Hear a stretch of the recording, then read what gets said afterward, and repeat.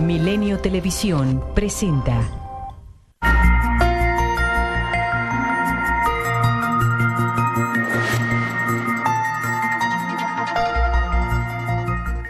Buenas noches, bienvenidos a Milenio Mercados en Perspectiva, aquí como todos los domingos con Juan Musi. Juan, muy buenas noches. Muy buenas noches, Manolo, ¿qué tal? Y su servidor Manuel Somoza para hablar de los temas económico-financieros más relevantes en México y en el mundo. Eso es lo que vamos a hacer hoy. En la segunda parte vamos a explicar con mucho más detenimiento nuestras expectativas sobre las principales variables de la economía mexicana. Lo hicimos el domingo pasado, pero lo hicimos muy rápido y recibimos muchas preguntas y una sugerencia de que lo hiciéramos más despacito, y es lo que vamos a hacer hoy. Bueno, yo diría que en México lo más relevante, y tú me corriges, Juan, fue la apreciación de nuestra moneda con respecto al dólar. Está cerrando en la semana sobre los niveles de 18.60, y yo creo que aquí han influido dos factores. El más importante quizá es la tregua que nos dio Donald Trump al decir, bueno, pues el Tratado de Libre Comercio de América del Norte, voy a esperar hasta que pasen las elecciones en México para ver cuál es la decisión que tomamos y llegar a una decisión final. Yo creo que eso pues nos da un espacio de 6 meses de tranquilidad. Después no sé qué es lo que vaya a suceder, pero evidentemente esto influyó en la cotización del peso, mejorándola con respecto al dólar. Y el otro tema es que el dólar se ha venido depreciando en relación a las principales monedas del mundo.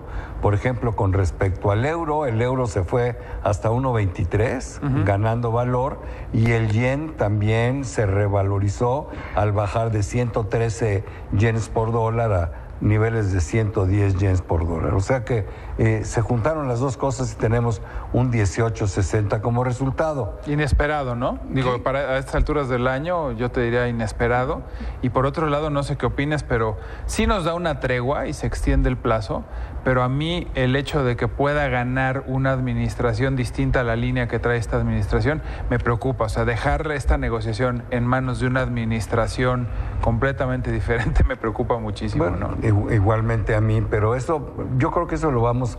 La parte política que afecta a la economía mexicana, yo no sé si coincidas conmigo, la vamos a empezar a sentir mucho más fuerte en el mes de marzo, abril, y ahí es donde vamos a tener que empezar a ver todo esto. Por lo pronto yo creo que estamos viviendo una lunita de miel que va a durar, desgraciadamente, muy poco tiempo. El mercado sigue estando, la verdad, muy volátil, ¿no? Sí. Y eso fue lo más relevante. Oye, que ¿no hubo crees que también el México? precio del petróleo nos ha ayudado un poquito a revalorizar el Evidentemente, tema del peso, ¿no? Llegó a niveles de $66 el WTI. El Brent tocó arriba de $70. Sin embargo, leía yo el viernes que en Estados Unidos la Comisión Internacional de Energía decía que podía crecer enormemente la producción en Estados Unidos producto de la mejora en los precios. Y eso hizo que el petróleo se bajara de 66 a $63. Sigue siendo muy buen precio, sí sigue siendo muy buen precio. Lo vamos a ver después. Nosotros creemos que el promedio del precio va a estar $10 arriba en el 18 versus el 2017, pero tienes la razón, eso también ha beneficiado la cotización. Es una buena noticia para las finanzas públicas, aunque es algo que hemos visto que se convierte bien delicado, ¿no? Porque en el momento en el que sube lo suficiente para que vuelvan a abrir estas plataformas en Estados Unidos, los famosos rigs, entran los productores. Entra una oferta enorme y se vuelve a desplomar. Entonces ojalá y le sepan medir para que no vuelva a desplomarse, ¿no? Así es, ahí está el chiste. En Estados Unidos la conversación se centró en si se cerraba el gobierno o no se cerraba, el pleito que traen por el financiamiento de corto plazo entre demócratas y republicanos, y bueno, pues no hay nada más importante. Un problema que han venido pateando simplemente, ¿no? Se han venido pateando la lata. Que los resultados de las empresas al cierre del ejercicio del 17, que empezaron a salir la semana que está terminando en Estados Unidos, han sido resultados muy buenos, ¿no? Sí. Los reportes de los bancos han sido buenos, los reportes de las empresas han sido buenos, y eso, bueno, ha justificado un crecimiento en una bolsa que trae un rendimiento muy importante en apenas, pues no sé, 20 días. México, Estados Unidos y Canadá van a empezar la sexta ronda, pues ya, hoy, ¿no? Sí, anunciaron que la van a extender por un día más, estaba programada para terminar el 28, la van a llevar al 29, y declaraciones de nuestro embajador en Washington que prácticamente 40% de los temas los han cubierto de manera satisfactoria, dicen. Sí, Falta ver qué pasa con el otro 60. Faltan los más complicados, ¿no? Pero bueno. Y está Trump, ¿no? Y ahí está Trump. En Europa ya la verdad que no ha habido noticias en el mes de enero importantes. Lo único que podemos agregar es que son dos bloques económicos que están creciendo muy bien. Muy bien. Europa está creciendo muy bien, Japón está creciendo muy bien y China está creciendo muy bien. Y hay junta de Banco Central Europeo la semana entrante, que creo que es importante. Acuérdate que anunciaron una reducción de estímulos, a ver si hay acción de política monetaria, no creo, pero hay junta de Banco Central Europeo. Yo creo que el único problema que tiene Europa hacia adelante es la propia revaluación que ha tenido el euro, porque eso a la larga puede afectar sus exportaciones y es un continente muy exportador, ¿no? Y en la medida en que se encarece el euro, eso le va a costar más trabajo. Y el tema Cataluña, ¿no? Que puede ser. Pues sí, aunque es un tema regional, ¿no? Sí. Pero vamos a ver cómo se resuelve. Así es. Yo te invito a que vayamos a ver a México nuevamente, ¿no? Y yo les diría, la expectativa de crecimiento, y antes de hablar de la expectativa de crecimiento, la premisa de estos números que hemos hecho Juan y yo con el equipo que tenemos es pensando en que finalmente México llega a una negociación razonable en el Tratado de Libre Comercio. La parte política de si gana el PRI, el PAN o Morena, no está en este documento, porque yo creo que eso lo vamos a poder medir más hacia el mes de marzo y el mes de abril. Entonces, esta es una perspectiva que va de aquí prácticamente al mes de julio. En julio tenemos que volver a replantearnos todo en función de un escenario político que hoy es bastante incierto. Así es. Si esto sucede, México va a crecer un poquito menos o igual que el año pasado, ahí es donde lo estamos viendo, ¿no?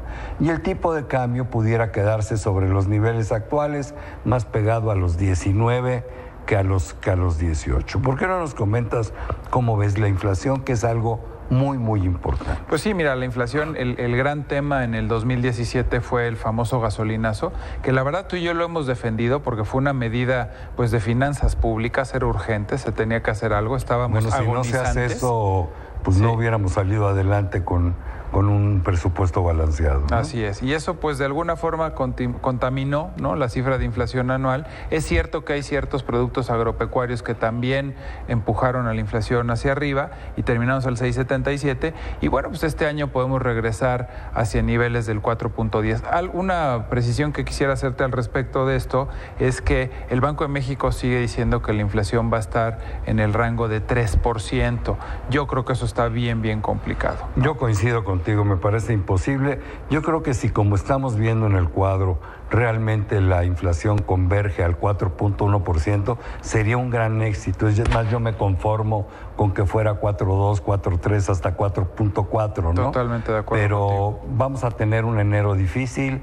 La estimación que nosotros tenemos para la inflación de enero, que sale la semana entrante, es del 5.6%. Claro, habría una baja del 7.66 al 5.66 y de ahí tratar de ir poco a poco llegando al 4.1%.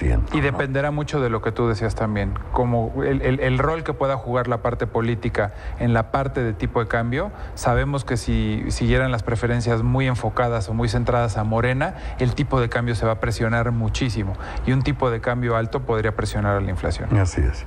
En la parte del empleo, el 2017 fue muy bueno, la creación de empleos formales.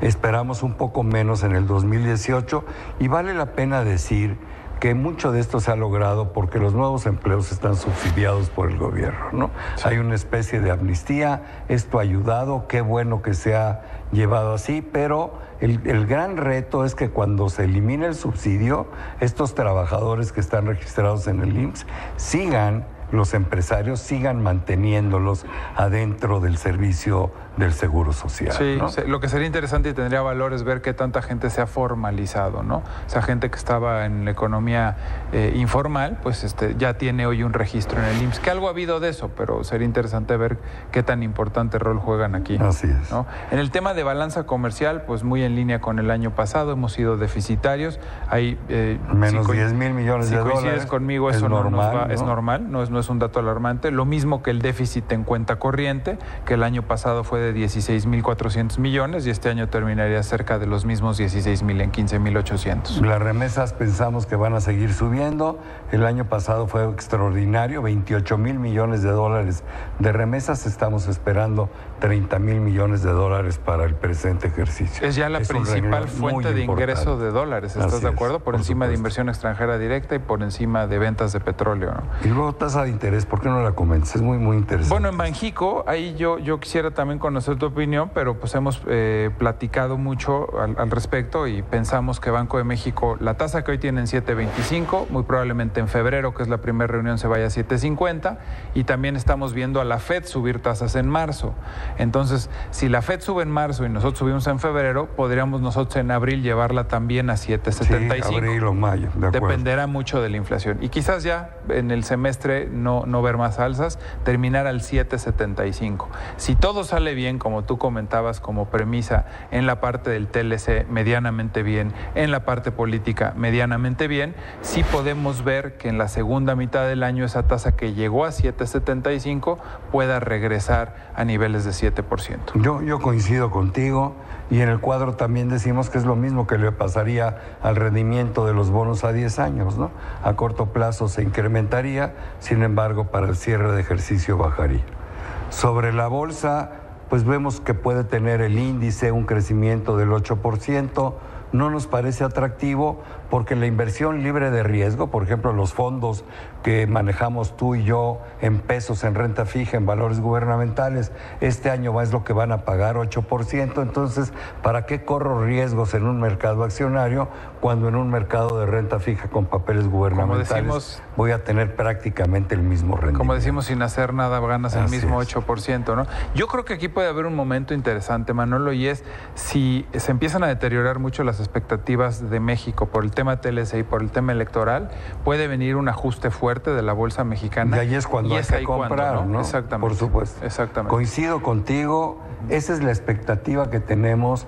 El domingo entrante vamos a hablar de finanzas públicas, por qué las finanzas públicas son tan débiles y por qué la necesidad de una reforma fiscal estructural en este país. Me encanta el tema, cerrado. Bueno, pues eso es lo que teníamos para ustedes el día de hoy, Juan. Muchísimas gracias. Manolo, pero sobre todo gracias a ustedes por estar aquí con nosotros, como todos los domingos en Milenio, Mercados en Perspectiva.